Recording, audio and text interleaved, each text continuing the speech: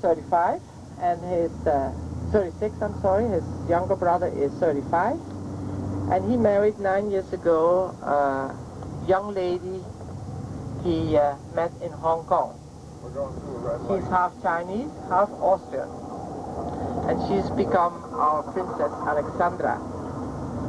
They have got 2 little sons, and now our Queen and her husband have announced that they're looking forward to some more grandchildren.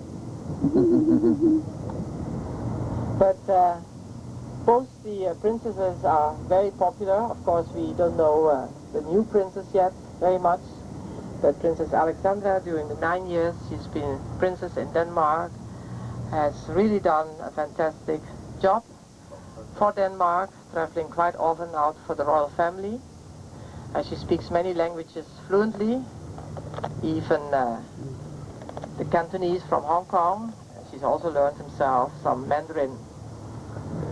But now we're getting to this area which you simply must visit again when you come back, which is called the New Harbor.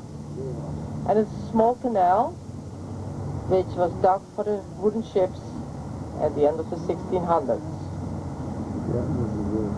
Until 40 years ago, it was a rough area, sailor quarters, until people started buying up the houses and renewing them and opening restaurants. It's now becoming one of the real popular places in Copenhagen to have a meal.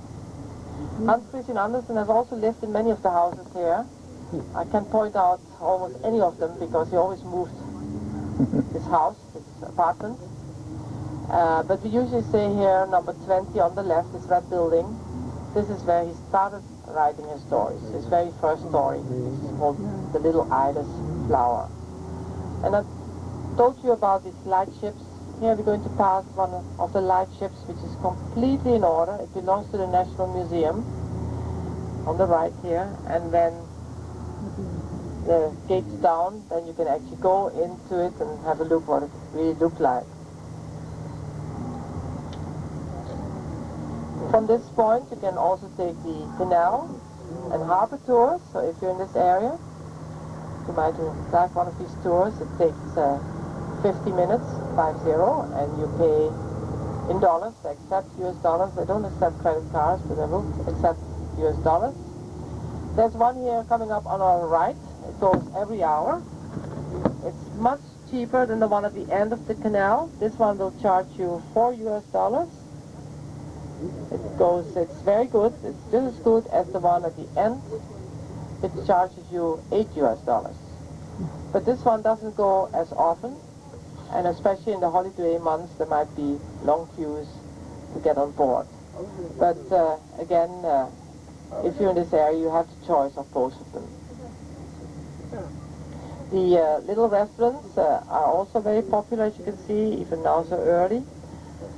All the menus are always outside. You can always read the menu before you go in to the restaurant. And you can, of course, pay with charge cards, credit cards. Where's Ellie?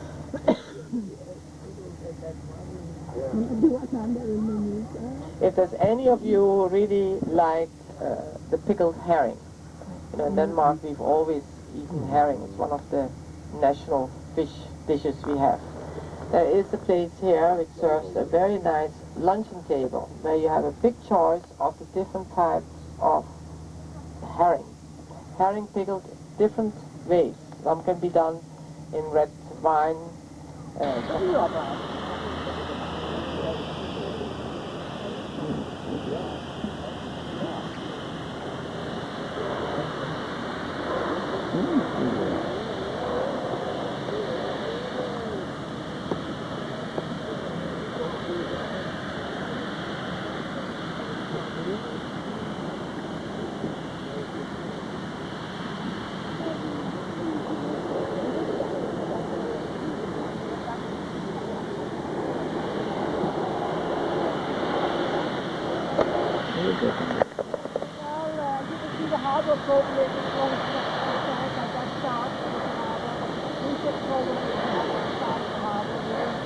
the Opera House is behind me, and that's the gift to Copenhagen. paid for by National Baby Møller, a privately owned company. Mr. National Baby Møller, now 90 years old,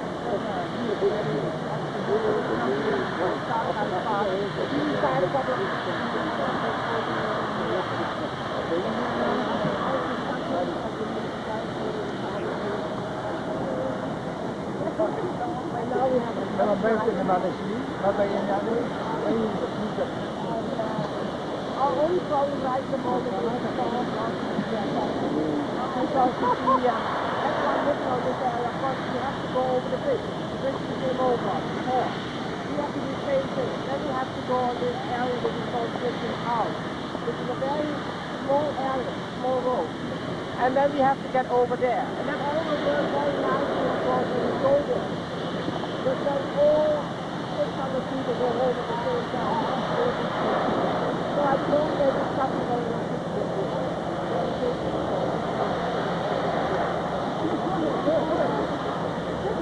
And what always asks me, so I might not tell you straight away, it's actually owned by a guy. And it's a gentleman who came from Croatia many years ago. He studied in Denmark at the Technical University.